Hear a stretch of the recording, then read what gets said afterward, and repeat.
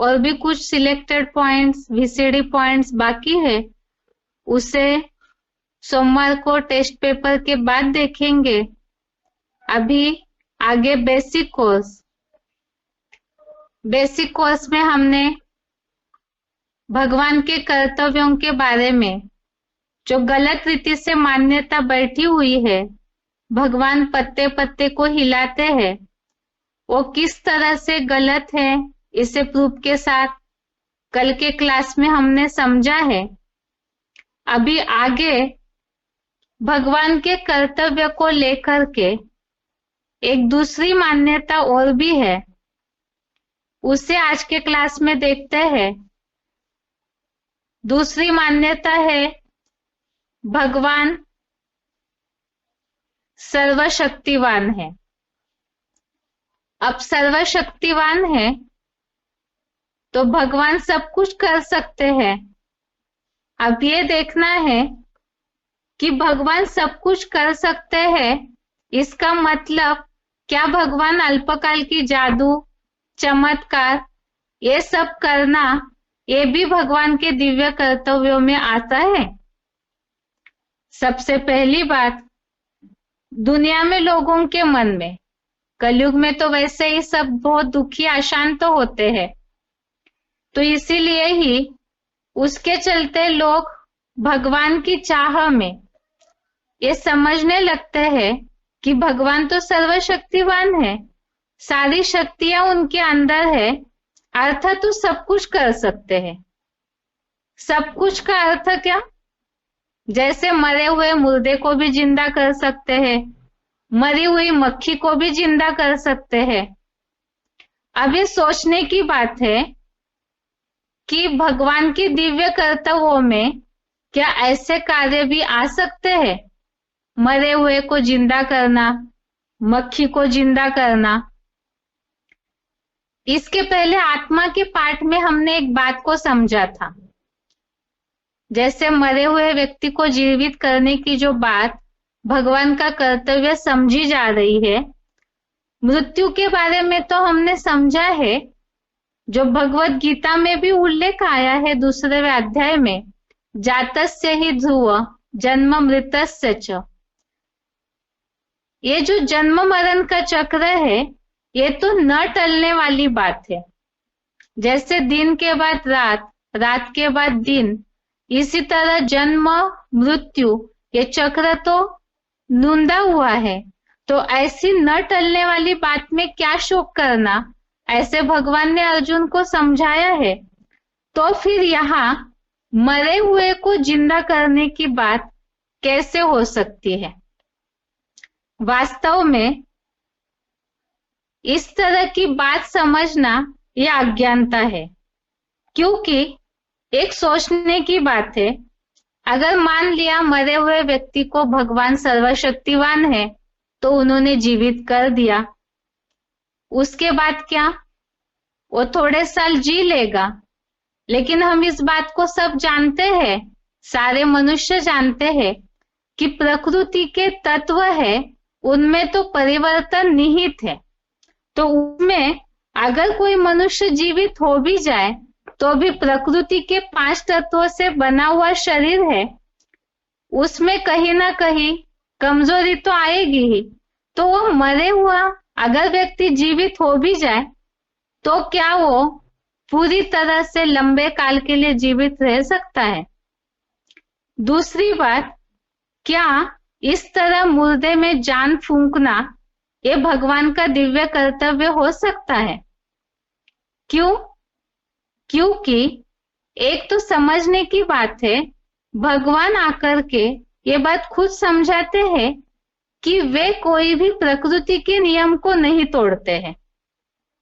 क्योंकि अगर भगवान ही प्रकृति के नियमों को तोड़ने लगेंगे, प्रकृति का जो भी सर्कल है, जो भी चक्र चलता है, वो तो मनुष्य जीवन के अनुकूल चलते रहता है। अगर उस नियम को, उस चक्र को भगवान ही स्वयं तोड़ने लगे तो फिर इस सृष्टि का क्या हाल होगा? वास्तव में इस तरह की बातें समझना ये मनुष्यों की अज्ञानता है। क्यों अज्ञानता है? इसे तो समझना होगा, क्योंकि अगर भगवान ने इस तरह के नियम तोड़े, मक्खियों को जिंदा करते रहे, मरे हुओं को जिंदा करते रहे, तो भगवान का क्या केवल यही कर्तव्य बाकी रह गया है? वास्तव में दिव्य अर्थात ही ऐसा दिव्यता वाला कार्य, तो ये मरे हुओं को जिंदा करना केवल एक ही दिव्य कर्तव्य में कैसे हो सकता है? और भगवान ने अगर प्रकृति के नियम को तोड़ा तो दिव्य कर्तव्य कैसे कहा जाएगा? दूसरी बात है कि भगवान को जादूगर कहा जाता है, तो क्या भगवान ये अल्पकाल के जादू या चमत्कार कर सकते हैं? क्योंकि आजकल के लोगों के मन में तो यही बात रह गई है बुद्धि में कि सर्वशक्तिवान है तो उन्हें कोई जादू करना चाहिए। आज लोग इतने ज्यादा दुखी है, उसके कारण उन्हें ऐसे लगता है, इतने समस्याओं से घिरे हुए हैं, बीमारियों से घिरे हुए हैं, दुखों से घिरे हुए हैं, तो लोगों को ऐसे लगता है, क्योंकि आजकल का साइंस का जमाना है, रिमोट दबाते ही सब चीजें हाथ में आती है, तो इसीलिए वो भगवान से भी इस तरह की अपेक्षा करते हैं कि कुछ ऐसा जादू हो जाए जो हमारे जीवन का सब कुछ सही हो जाए। और इस भावना के चलते ही जहां उन्हें अल्पकाल की प्राप्ति हो जाती है, उन्हें ही वो भगवान समझने लग जाते हैं। जैसे आज की दुनिया में तो ये बोलबाला बहुत ज्यादा है, किसी भी जिन्हें भगवान समझ रहे हैं अज्ञानतावश, तो ऐसे गुरुओं के पास जाकर कहीं ना कहीं, जैसे ऐसे लोग बहुत निकले हैं जो ऐसे करते हैं, ताबीज दे दिया, विभूति दे दी, कुछ ऐसे मंत्र बता दिया कान में, छू मंत्र कर दिया, लड्डू हाथ में आ जाता है, विभूति से तुरंत कोई ना कोई बीमारी ठीक हो जाती है, कोई ना कोई ऐसा जादू आशीर्वाद देते ही नौकरी मिल जाती है, बिजनेस में बरकत आ जाती है। तो लोग ये समझने लगते हैं कि हाँ बस ऐसी प्राप्ति हमें करा दी तो यही भगवान हो गए।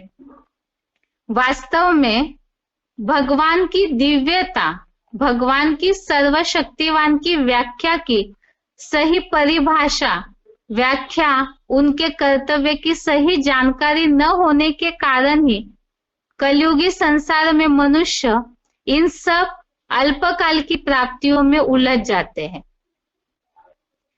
अब यही बात है कि इन सब बातों से ही, इन सब बातों में फंस करके बीमारी ठीक हुई तो बस भगवान समझने लगे, नौकरी मिल गई तो समझने लगे कि इनकी जादू से, विभूति से, इनके लड्डू खाने से ही हमें ऐसी प्राप्ति हो गई।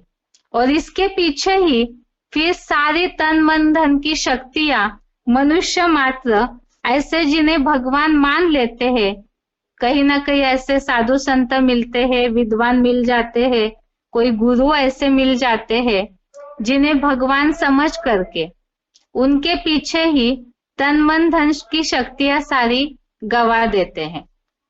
वास्तव में ये तो समझने की बात है, अज्ञानतावश अल्पकालीन जो प्राप्ति है, भौतिक प्राप्ति कही है या तो फिर जो धन की प्राप्ति अल्पकाल की होती है, उसी के चलते ही मनुष्य इन सब बातों में उलझे हुए हैं। अब इस बात को सही मायने में समझना जरूरी है कि क्या भगवान ऐसी अल्पकाल की प्राप्ति कराते हैं? भगवान तो ऊंच से ऊंच है, सुप्रीम अथॉरिटी है, उनका कर्तव्य दिव्य कहा जाता है, उस शब्द में ही इतनी ताकत भरी हुई है। तो नौकरी देना, मुर्दे को जीवित करना, बिजनेस में जो विनाशी धन है, आज की दुनिया में धन तो हाथ का मैल कहा जाता है, तो ऐसे धन की प्राप्ति अल्पकाल की कराना, क्या ये भगवान का कर्तव्य हो सकता है? भगवान तो सदाकाल की प्राप्ति कराने वाले हैं। इसीलिए ही ऐसे जो गलत फहमी से छोटे मोटे जादू मंत्र में फंसने वाले, छोटे मोटे प्राप्तियों में फंसने वाले, तो इन झूठ में फंसने के कारण ही मनुष्य का वास्तव में पतन होता है। तुलसीदास जी ने बहुत पहले कलयुग की शुरुआत में ही ये बात इसीलिए लिख दी, झूठे लेना, झूठे देना, झूठे भोजन, झूठ चबेना, अर्थात सारी दुनिया में ही झूठ का बोलबाला हो जाता है। तो इसीलिए मनुष्यों को भगवान के दिव्य कर्तव्य की पहचान होना ही मुश्किल हो जाता है। इसीलिए ही भगवान के दिव्य कर्तव्यों को ही क्या सच्चाई है उसकी यथार्थता को जानना ही बहुत ज्यादा जरूरी है। इसके पहले भी हमने इन बातों को समझा कि जितना भगवान को, भगवान के नाम रूप को, उनके दिव्य कर्तव्यों को यथार्थ रीति जानेंगे तभी प्राप्ति होगी। अब ये पहले समझना जरूरी है कि इस तरह की जो अल्पकाल की प्राप्ति होती है लोगों को, जादू मंत्र से, विभूति से, लड्डू लेने से, किसी गुरु महात्मा के कृपा आशीर्वाद से अगर प्राप्ति हो भी रही है, नौकरी मिली तो कितने दिन के लिए, बिजनेस में बरकत हुई तो कितने दिन के लिए, क्या पूरे जीवन भर आजीवन के लिए बिजनेस में बरकत होती रहती है? एक बार आशीर्वाद मिल गया समझिए महात्मा जी का, तो क्या हमेशा के लिए बरकत होती है? नहीं होती है। बिजनेस तो आजकल ऊपर नीचे होते ही रहते हैं, नौकरियां भी ऊपर नीचे होती है। रही बीमारी की बात, आज बीमारी ठीक हुई, लेकिन क्या भरोसा कि कल को आने वाले भविष्य में बीमारी नहीं होगी? ये कैसे संभव माना जा सकता है? क्योंकि आज दुनिया की हालत जिस तरह से चल रही है, बीमारियां तो दिन प्रतिदिन बढ़ते जा रही है। और दूसरी बात, ऐसे जादूगरी से अगर लोगों की बीमारियां ठीक हो जाती, तो अभी का वर्तमान उदाहरण ले तो जो वायरल बीमारियां निकल रही है, तो उसे फिर क्यों नहीं अपने जादू से ठीक हो किया लोगों ने? जो भी ऐसे महात्मा है जो अपने को भगवान कह रहे हैं, तो उन्होंने दुनिया में इतना जो मरा चल रहा था, तो उसे क्यों नहीं ठीक किया? वास्तव में ये जो अल्पकाल की जादूगरी है, इससे अल्पकाल की अनुभूति या प्राप्ति हो सकती है, लेकिन सदा काल के लिए जो आत्मा का कल्याण होना चाहिए, उत्थान होना चाहिए, वो नहीं होता है।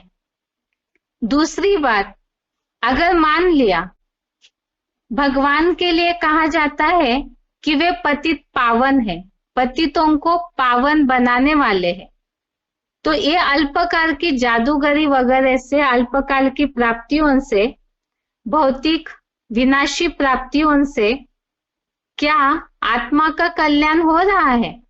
दूसरी बात, क्या इससे आत्माओं के पाप भस्म हो जाते हैं? क्योंकि पाप जो है, पाप का कनेक्शन है मनुष्यों के दुखों से, तो पाप भस्म होंगे तो मनुष्यों के दुख दर्द भी मिट जाएंगे। लेकिन क्या ऐसे होता है? वास्तव में ये बात तो सब जानते हैं कि ऐसी दुखों की, दुख को पूरा नाश कोई भी जादूगरे से कोई भी अभी तक नहीं कर पाया है। इसीलिए ही सदा काल की सुख शांति प्राप्त कराने वाले भगवान का दिव्य कर्तव्य को सही मायने में समझना जरूरी है कि वास्तव में भगवान सर्वशक्तिवान है, तो ऐसा कौन सा जादू करते हैं, कौन सा ऐसा दिव्य कर्तव्य करते हैं जिससे मनुष्य सदा काल की प्राप्ति कर सकते हैं। और उसे समझने के लिए ही कल के क्लास में टॉपिक बाकी है, इसे पूरा करेंगे। आज के लिए गीता क्लास यहाँ तक ही। ओम शांति।